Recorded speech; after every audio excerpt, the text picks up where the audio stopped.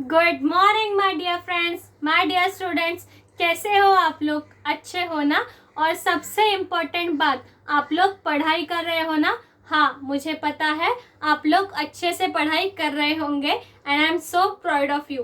तो चलिए आज हम लोग हमारे लेक्चर की ओर बढ़ते हैं। अभी लास्ट लेक्चर में हम लोगों ने जो हमारा सेकेंड चैप्टर है भारत एक खोज कुछ अंश, उसके क्वेश्चन आंसर देखे थे।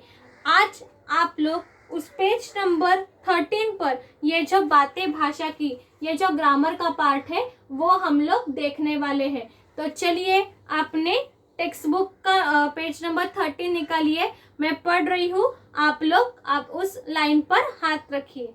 ठीक है, चलो। अब तक हमने सीखा भाषा का महत्व। अब आगे, जिस प्रकार भारत का निर्माण विभिन्न सभ्यताओं व संस्कृतियों से मिलकर हुआ है, उसी प्रकार हिंदी भाषा का निर्माण भी विभिन्न शब्दों से मिलकर हुआ है। आइए अब हम इन शब्दों के बारे में जानते हैं। जैसे ही आप लोगों को पता है कि भारत का जो निर्माण है वो अनेक सभ्यता, अनेक संस्कृतियों से मिलकर हुआ है, उसी प्रकार जो हिंदी भाषा है उसका भी निर्माण विभिन्न शब्दों को मिलाकर, उनको जोड़कर हुआ है। तो चलिए हम लोग उन शब्दों को देखते हैं, उनके बारे में हम लोग जानकारी हासिल करते हैं। पिछली कक्षा में हमने स्रोत या उत्पत्ति के आधार पर शब्दों के वर्गीकरण को जाना। अब रचना या बनावट के आधार पर शब्दों का वर्गीकरण जानते हैं। जो लास्ट हम लोगों ने क्या देखा था, जो लास्ट ईयर था, जो लास्ट आप लोगों का स्टैंडर्ड था, उसमें हमने क्या, आप लोग जब 6th स्टैंडर्ड में थे तब आप लोगों ने क्या देखा था कि लोगों ने स्रोत या उत्पत्ति के आधार पर शब्दों का वर्गीकरण देखा था। तो अब हम लोग रचना या बनावट के आधार पर, मतलब जो रचना होती है या बनावट होती है उसके आधार पर शब्दों का वर्गीकरण कैसे किया जाता है वो हम लोग देखने वाले हैं। तो चलिए देखते हैं। रचना या बनावट के आधार पर शब्द के भेद। अभी हम लोग देखेंगे रचना, मतलब जो शब्दों की रचना होती है उसके आधार पर, या उसकी जो बनावट होती है उसके आधार पर जो शब्दों के भेद है वो हम लोग देखने वाले हैं। पहला भेद है रूढ़ शब्द। पहला भेद कौन सा है? रूढ़ शब्द। रूढ़ शब्द। अभी रूढ़ शब्द मतलब क्या? लकड़ी, आप लोगों को उन्होंने एग्जाम्पल, उदाहरण उन्होंने क्या दिया है? पहला जो है वो लकड़ी। लकड़ी मतलब वो जो वुड होता है हमारा वो, और luck plus D, luck plus D, लकड़ी। और आगे है पुस्तक, आगे है पुस्तक। पुस्तक का है पु प्लस तक, स्तक। तो अभी हम लोग देखते हैं रूढ़ शब्द क्या होते हैं। ऊपर दिए शब्द ऐसे हैं जिनके टुकड़े करने पर कोई अर्थ नहीं निकलता है। ये जो आप लोगों को दो शब्द दिए गए हैं, लकड़ी और पुस्तक, ये जो दो शब्द है उसे अगर हम लोग टुकड़े करें, उसके दो पार्ट्स में अगर हम लोग डिवाइड करें तो उसका कुछ अर्थ जो है, उसका जो मीनिंग है वो कुछ निकलता है क्या? नहीं निकलता। क्योंकि देखो, लकड़ी ये जो शब्द है उसे अगर हम लोगों ने काटा, उससे अगर हम लोगों ने अलग किया तो हो गया लक प्लस डी। तो इसका कोई मीनिंग निकलता है क्या? लक, अगर हम लोगों ने सिर्फ लक, ये जो ये शब्द है उसके या उसको अगर देखा तो उस लक का कुछ अर्थ निकलता है क्या? नहीं निकलता। वैसे ही डी जो है उसका कुछ अर्थ निकलता है क्या? नहीं निकलता। वैसे ही पुस्तक, ये जो है पू, ये जो हम लोगों ने सिंगल पू ये वर्ड अगर लिया तो उसका कुछ अर्थ निकला? नहीं निकला। स्तक, ये जो है उसका कुछ अर्थ निकला? नहीं निकला। तो रूढ़ शब्द मतलब ऐसे शब्द जिनके टुकड़े करने पर कोई अर्थ नहीं निकलता है। ये शब्द वस्तु विशेष के लिए निश्चित है। ये जो शब्द होते हैं वो वस्तु विशेष के लिए निश्चित होते हैं। एवं विशेष या परंपरागत अर्थ में प्रयुक्त हुए हैं। और ये जो शब्द है वो निश्चित, मतलब निश्चित एवं विशेष या परंपरागत, जो परंपरागत से चलते आए हैं जो शब्द है उसके लिए प्रयुक्त हुए हैं। ऐसे शब्द रूढ़ शब्द कहलाते हैं और इसी शब्दों को हम लोग रूढ़ शब्द कहलाते हैं। इन शॉर्ट, रूढ़ शब्द मतलब ऐसे शब्द जिनको तोड़कर, जो शब्द को तोड़कर अलग करने के बाद उसका कुछ मीनिंग नहीं निकलता है, उसका कुछ अर्थ नहीं निकलता है, उसे हम लोग कहते हैं रूढ़ शब्द। ठीक है, समझ में आ गया आप लोगों को? आगे देखें, चलिए। नेक्स्ट है यौगिक शब्द। नेक्स्ट कौन सा है? यौगिक शब्द। अभी यौगिक शब्द मतलब क्या? यौगिक शब्द मतलब, देखिए पहले हम लोग उसका उदाहरण देखेंगे। पहला उदाहरण उन्होंने दिया है पुस्तकालय, मतलब लाइब्रेरी। पुस्तकालय उसका है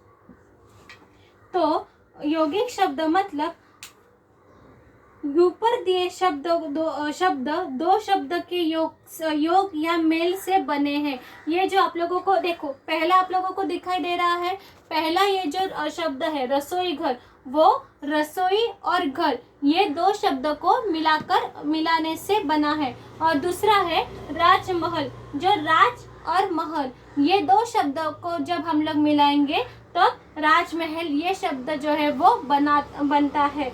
तो इनके टुकड़े करने पर दोनों शब्द का अर्थ निकलता है। और ये जो दो उनके एग्जांपल्स हम लोगों को दिए गए हैं, उसके अगर हम लोगों ने टुकड़े भी कर दिए, मतलब रसोई प्लस घर, रसोई घर, इसका ये शब्द का अगर हम लोगों ने टुकड़ा भी कर दिया, रसोई प्लस घर, ऐसा भी अगर हम लोगों ने लिख लिया तो भी अलग अलग, मतलब रसोई का भी मीनिंग निकलता है और घर का भी मीनिंग निकलता है। वैसे ही राजमहल ये जो शब्द है, अगर हम लोगों ने राज और महल ये दो अलग अलग शब्द भी लिखे तो भी राज ये एक इंसान का नाम हो गया और महल मतलब ये जो महल होता है हमारा वो हो गया, तो उसका भी अर्थ निकलता है।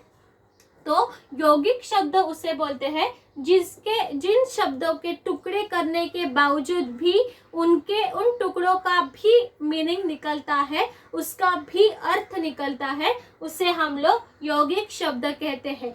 ठीक है। रूढ़ शब्द मतलब क्या? रूढ़ शब्द मतलब जिसके टुकड़े करने पर उसका कोई भी अर्थ नहीं निकलता। यौगिक शब्द मतलब जो उस शब्द के टुकड़े करने के बावजूद भी उसका जब अर्थ निकलता है और इन दो शब्दों से ही ये एक शब्द बनता है, उसे हम लोग कहते हैं यौगिक शब्द। ठीक है, समझ में आ गया आप लोगों को? पक्का? चले फिर आगे, चलिए। और नेक्स्ट वन जो है वो नेक्स्ट वन है योगरूढ़ शब्द। नेक्स्ट वन कौन सा है? योगरूढ़ शब्द।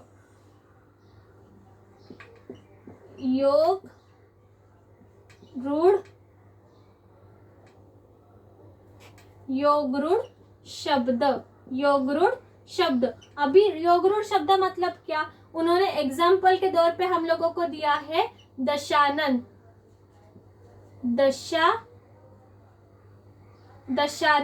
और इसका मीनिंग क्या है? 10 प्लस आनंद। 10 प्लस आनंद मतलब अर्थात 10 सिर वाला, 10 सिर वाला यानी कौन? रावण, यानी रावण। तो योगरूढ़ शब्द हम लोग कहते हैं, योगरूढ़ शब्द ऊपर दिए शब्दों में पहले दोनों भेदों की विशेषताएं निहित है। इन शब्दों के सार्थक खंड किए जा सकते हैं। ये यौगिक होते हुए भी रूढ़ शब्दों की भांति विशेष या परंपरागत अर्थ दे रहे हैं। ऐसे शब्द जो यौगिक भी होते हैं तथा रूढ़ भी होते हैं उसे योगरूढ़ शब्द कहलाते हैं। मतलब ये जो यौगिक शब्द होते हैं, देखो अभी फॉर एग्जाम्पल उन्होंने क्या बताया, ऊपर दिए शब्दों में पहले दोनों भेदों की विशेषताएं निहित है। ये जो है दश और आनंद, ये है विशेषता निहित है, मतलब वहां पे विशेषता हम लोगों को दिखाई दे रही है, निहित है। इन शब्दों के सार्थक खंड किए जा सकते हैं और ये जो शब्द है उसके सार्थक 2 खंड मतलब उसके 2 पाठ किए जा सकते हैं। ये यौगिक होते हुए भी रूढ़ शब्द की भांति विशेष या परंपरागत अर्थ देते हैं। और ये जो शब्द होते हैं वो परंपरागत होते ही है, पर फिर भी वो रूढ़ शब्दों के भांति विशेष परंपरागत अर्थ जो है वो अर्थ देते हैं। ये यौगिक शब्द होने के बावजूद भी रूढ़ शब्दों की भांति, जो रूढ़ शब्द होते हैं उनके भांति विशेष परंपरागत अर्थ दे देते हैं। और ऐसे शब्द जो यौगिक भी होते हैं तथा रूढ़ भी होते हैं, जो ऐसे शब्द जो यौगिक भी होते हैं और रूढ़ भी होते हैं, ऐसे होते हैं उन्हें योगरूढ़ शब्द कहलाते हैं। मतलब जो हम लोगों ने पहला ये देखा कि योगरूढ़ शब्द जो है वो रूढ़ शब्द और यौगिक शब्द इन दोनों से मिलकर बनते हैं। योगरूढ़ शब्द जो होते हैं वो देखो यहाँ पे ही आप लोगों को जो डिफरेंस है वो समझ देता है। योग और रूढ़ अगर हम लोगों ने ये अलग किया तो योग मतलब हमारा जो यौगिक शब्द हम लोगों ने देखे वो, और रूढ़ शब्द मतलब जो हम लोगों ने पहला रूढ़ शब्द देखे वो।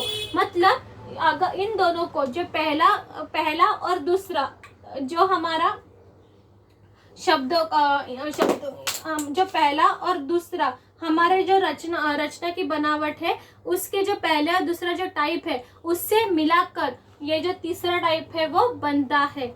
ठीक है, पहला टाइप और सेकंड टाइप इन दोनों को मिलाकर योगरूढ़ शब्द जो है वो बनते हैं। ठीक है, आप लोगों को तीनों जो है वो समझ में आ गए। यौगिक शब्द, रूढ़ शब्द, यौगिक शब्द और योगरूढ़ शब्द किसे कहते हैं समझ में आ गया आप लोगों को। तो चलिए इसकी एक्सरसाइज देखते हैं।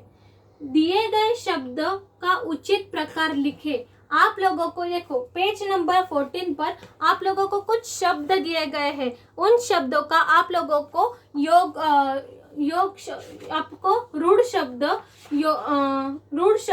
यौगिक शब्द और योगरूढ़ शब्द इन तीनों में आपको उसका जो वर्गीकरण है वो वर्गीकरण करना है। मतलब उसका कौन से ऐसे शब्द है जो रूढ़ शब्द है, कौन से ऐसे शब्द है जो यौगिक शब्द है, और कौन से ऐसे शब्द है जो योगरूढ़ शब्द है, वो तीनों जो है आप लोगों को लिखने हैं। ठीक है, वो पहचान कर आप लोगों को उसमें लिखने हैं। तो ये जो आप लोगों को कौन से शब्द दिए गए हैं, चारपाई। अभी मुझे बताओ चारपाई जो है वो चारपाई कौन सा शब्द है? राइट, चारपाई ये जो शब्द है वो यौगिक शब्द है। जो चारपाई ये शब्द है वो यौगिक शब्द है। वो यौगिक शब्द क्यों है? क्योंकि अगर हम लोगों ने चारपाई इस शब्दों का अगर हम लोगों ने अलग कर दिया तो 4 + पाई ये उसके अलग अलग भी मीनिंग निकल रहे। इसका अलग अलग भी मीनिंग निकल रहा है, इसीलिए चारपाई ये यौगिक शब्द है। नेक्स्ट है पानी। अभी पानी जो शब्द है वो कौन सा है, यौगिक शब्द है, रूढ़ शब्द है या योगरूढ़ शब्द है, बताइए मुझे। राइट, पानी ये जो शब्द है वो रूढ़ शब्द है। पानी जो शब्द है वो रूढ़ शब्द है, क्योंकि पानी, पा और नी, इन दोनों को अलग अलग कर दिया जाए तो उसका कुछ भी मीनिंग नहीं निकलता, इसलिए पानी ये रूढ़ शब्द है। आगे है घर। घर कौन सा शब्द है, राइट, घर भी रूढ़ शब्द ही है, क्योंकि घ प्लस र, अगर ये दोनों को हम लोगों ने अलग कर दिया तो उसका कुछ भी मीनिंग नहीं निकलता है। आगे है सुपुत्र। सुपुत्र ये कौन सा शब्द है, सुपुत्र ये यौगिक शब्द है। क्यों, क्योंकि सु प्लस पुत्र, सु मतलब अच्छा, सु मतलब अच्छा और पुत्र मतलब लड़का। अगर इन दोनों को हम लोगों ने अलग भी कर दिया, इन दोनों शब्दों को हम लोगों ने तोड़ भी दिया, इस शब्द को हम लोगों ने तोड़ भी लिया, तो उसके अलग अलग होने के बावजूद भी उसका मीनिंग निकल रहा है, उन शब्दों का मीनिंग अलग होने के बावजूद भी निकल रहा है, इसीलिए वो यौगिक शब्द है। आगे है जलद। अभी जलद ये कौन सा शब्द है, जलद ये योगरूढ़ शब्द है, ठीक है, जलद ये योगरूढ़ शब्द है। आगे है दशानन। दशानन कौन सा शब्द है, हम लोगों ने ऊपर ही देखा था, राइट, दशानन जो है वो योगरूढ़ शब्द है। रसोई घर। रसोई घर कौन सा शब्द है, राइट, रसोई घर ये यौगिक शब्द है, क्योंकि रसोई प्लस घर ये दोनों अलग होने के बावजूद भी अपने अपने जो इंडिपेंडेंट है वो मीनिंग उनसे निकलता है, इसीलिए यौगिक जो रसोई घर है वो यौगिक शब्द है। आगे है सब्जी वाला। सब्जी वाला कौन सा ये है शब्द है, यौगिक शब्द, सब्जी वाला ये यौगिक शब्द है। हिमालय। हिमालय कौन सा शब्द है, हिमालय ये योगरूढ़ शब्द है। मेला। मेला कौन सा शब्द है, मेला रूढ़ शब्द है। आगे पंकज। पंकज ये कौन सा शब्द है, पंकज ये योगरूढ़ शब्द है। आगे पुस्तक। पुस्तक कौन सा शब्द है, पुस्तक रूढ़ शब्द है। फूलदान। फूलदान कौन सा शब्द है, फूलदान यौगिक शब्द है। बालक। बालक कौन सा शब्द है, बालक जो है वो, बालक जो है वो यौगिक शब्द है, क्योंकि बाल लक, ठीक है, इसीलिए बालक जो शब्द है वो रूढ़ शब्द है, क्योंकि बा प्लस लक ये दोनों को अलग करने के बावजूद हम लोगों को कोई उसका अर्थ नहीं दिखाई देता, इसीलिए। अगला है फूलदान। फूलदान ये हिम। हिम कौन सा शब्द है, हिम ये रूढ़ शब्द है, ठीक है, पता चल गया आप लोगों को कैसे लिखना है। नेक्स्ट, रूढ़ शब्द किन्हें कहते हैं, उदाहरण सहित बताइए। किसे कहते हैं, उसकी जो संज्ञा है वो संज्ञा लिखनी है, उसकी उदाहरण भी हम लोगों को रूढ़ शब्द के लिखने हैं। तो रूढ़ शब्द जिसके टुकड़े करने पर कोई अर्थ नहीं निकलता है, ये शब्द वस्तु विशेष के लिए निश्चित है एवं विशेष या परंपरागत अर्थ में प्रयुक्त हुए हैं, ऐसे शब्द रूढ़ या मूल शब्द कहलाते हैं। ये हो गई उसकी संज्ञा, और उसका उदाहरण हम लोग कौन सा देंगे, दूध, दू प्लस ध, और चाय, चा प्लस य, ठीक है। नेक्स्ट, सही वाक्यों के सामने सही और गलत के सामने गलत का निशान बनाइए। आप लोगों को यहाँ पे कुछ जो है वो यहाँ पे कुछ वाक्य दिए गए हैं और उन वाक्यों को आप लोगों को सही या गलत है वो लिखना है। पहला वाक्य है, रूढ़ शब्द के खंडों का कोई अर्थ नहीं होता। सही है या गलत है, सही है, रूढ़ शब्दों के खंडों का कोई भी अर्थ नहीं निकलता। तो पहला जो है वो पहला सही है, पहला सही है। दूसरा है, यौगिक शब्द किसी विशेष अर्थ के लिए प्रयोग किए जाते हैं। क्या यौगिक शब्द किसी विशेष अर्थ के लिए प्रयोग किए जाते हैं क्या, नहीं, तो दूसरा गलत है। तीसरा, पंकज एक रूढ़ शब्द है। क्या पंकज एक रूढ़ शब्द है? हाँ, पंकज एक रूढ़ शब्द है। क्यों रूढ़ शब्द है? पंकज ये रूढ़ शब्द भी है और योग रूढ़ शब्द भी है। योग रूढ़ शब्द हम लोग क्यों कहेंगे उसे? बिकॉज उसका जो पंक और ज, इस पंक मतलब कीचड़ में पैदा होने वाला यानी कमल, तो उसका जो है हम लोग ऐसा अलग अलग ये कर सकते हैं, इसीलिए पंकज एक रूढ़ शब्द है।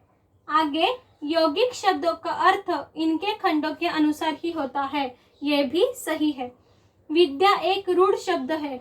विद्या एक रूढ़ शब्द है? हाँ, विद्या एक रूढ़ शब्द है, क्योंकि अगर विद्या ये शब्दों को हम लोग तोड़े तो उसका कोई भी अर्थ नहीं निकलता है। ठीक है, इतना समझ में आ गया? गुड। नेक्स्ट है, हिंदी भाषा के शब्दों को कितने आधार पर वर्गीकृत किया जा सकता है? नाम लिखे। जो हिंदी भाषा होती है, उस हिंदी भाषा के जो शब्द होते हैं उनका कौन से ऐसे कौन से आधार पर उन्हें वर्गीकृत किया जा सकता है, उनके नाम लिखने हैं। तो हिंदी भाषा के शब्दों को निम्नलिखित आधार पर वर्गीकृत किया जा सकता है। पहला है स्रोत या उत्पत्ति के आधार पर, मतलब पहला हम लोग किसके आधार पर वर्गीकृत कर सकते हैं? स्रोत या उत्पत्ति के आधार पर। और उसके है तत्सम, तद्भव, देशज, विदेशज शब्द। नेक्स्ट है रचना या बनावट के आधार पर, मतलब जो शब्दों की बनावट होती है, जो उनकी रचना होती है, उनके आधार पर भी हम लोग उससे वर्गीकृत कर सकते हैं। और उसका है रूढ़, यौगिक और योगरूढ़ शब्द। ऐसे शब्द है वो है रूढ़, यौगिक, योगरूढ़ शब्द। आगे, अर्थ के आधार पर, मतलब हम लोग अर्थ के आधार पर भी शब्दों का वर्गीकरण कर सकते हैं, जैसे विलोम, पर्यायवाची, एकार्थी, अनेकार्थी शब्द। और व्याकरण विवेचन के आधार पर हम लोग व्याकरण जो होता है, ग्रामर जो होता है, उस बेसिस पर भी हम लोग उसका वर्गीकरण कर सकते हैं, और उसके नाम है विकारी और अविकारी शब्द। और लास्ट है प्रयोग के आधार पर, जो प्रयोग होते हैं ग्रामर में, उसके आधार पर भी हम लोग ये जो शब्द है उसको वर्गीकृत कर सकते हैं, और वो है सामान्य और तकनीकी शब्द। ठीक है, और ये जो क्वेश्चन नंबर 3 है वो मुझसे गलती से रह गया था, तो उसके बारे में मैं पहले आपको बताती हूँ। क्वेश्चन नंबर 3 है, यौगिक और योगरूढ़ शब्दों के अंतर बताते हुए उदाहरण लिखे। आप लोगों को जो यौगिक शब्द है और जो योगरूढ़ शब्द है, इन दोनों के बीच में आप लोगों को डिफरेंसेस जो डिफरेंस है वो आप लोगों को बताना है। ठीक है, तो चलो हम लोग योगरूढ़ शब्द और यौगिक शब्द के बारे में डिफरेंस जान लेते हैं। यौगिक शब्द, पहले हम लोग लिखेंगे उसकी संज्ञा। ऐसे शब्द जो शब्दों के योग से बने हो या किसी रूढ़ शब्द, उपसर्ग एवं प्रत्यय के योग से बने हो, उसे यौगिक शब्द कहलाते हैं। ये हम लोगों ने यौगिक शब्द की संज्ञा ली। अभी योगरूढ़ शब्द की संज्ञा। ऐसे शब्द जो यौगिक भी होते हैं तथा रूढ़ भी होते हैं, उसे योगरूढ़ शब्द कहते हैं। ये हम लोगों ने उसकी पहले संज्ञा लिखी। उसका अभी उदाहरण कैसे लिखेंगे? मित्रता। अभी जो यौगिक शब्द है उसका उदाहरण क्या होता? मित्रता। मित्र प्लस ता। अगर हम लोगों ने मित्र प्लस ता, अगर इसका हम लोगों ने मीनिंग निकाला तो होता है क्या? नहीं। तो इसका मित्रता, ये पहला उदाहरण हो गया। और दूसरा उदाहरण है प्रधानमंत्री।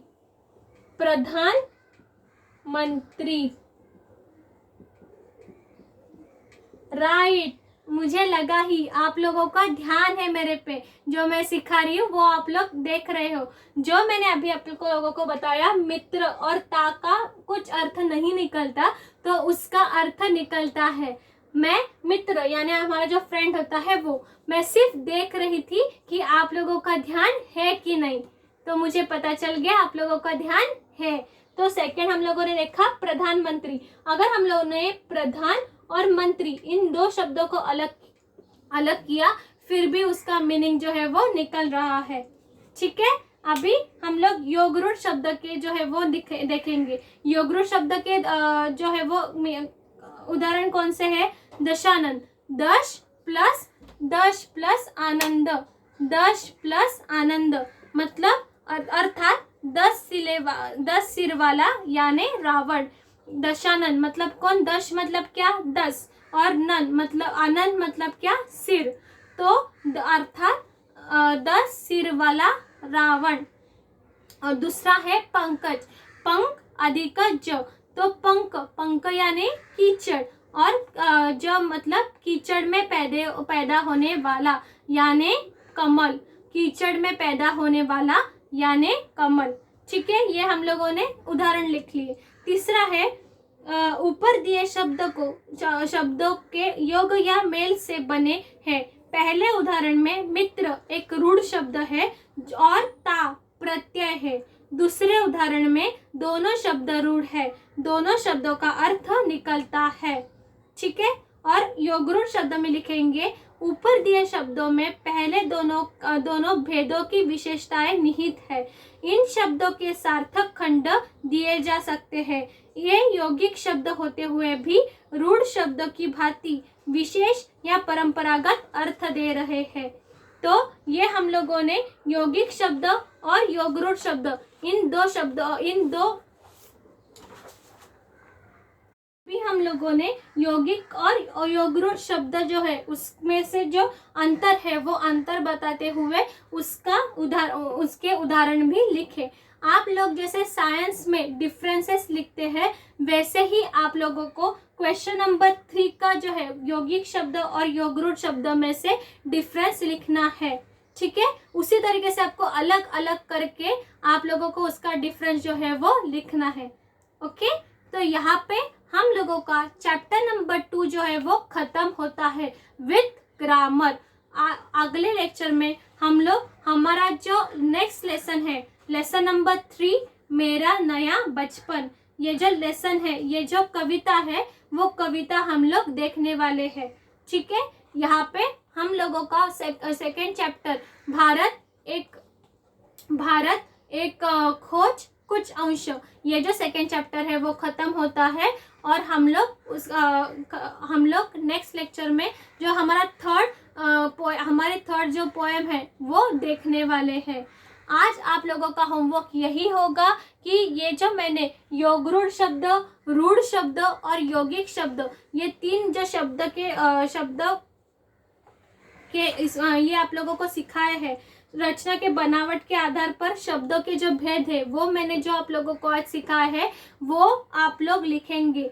पेज नंबर 13 और पेज नंबर 14 के जो क्वेश्चन आंसर है वो पेज नंबर 13 पे जो उसकी जो संज्ञा है वो संज्ञा आप लोग लिखेंगे और जो पेज नंबर 14 पर उसके क्वेश्चन आंसर हम लोगों ने सॉल्व किए वो आप लोग लिखेंगे। ये आप लोगों का होमवर्क है जो आप लोगों को करना है।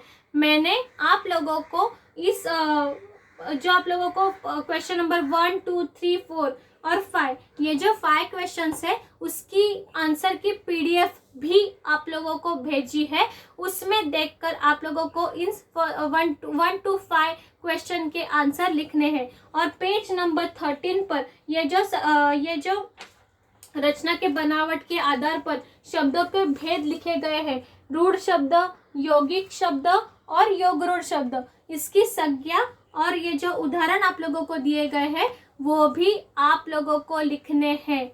Can I clear? Very good. तो चलो अभी हम लोग मिलते हैं नेक्स्ट लेक्चर में और तब हम लोग हमारी जो हमारी नई पोएम है वो सीखेंगे। तब तक होमवर्क करिए, घर में रहिए, सेफ रहिए। बाय।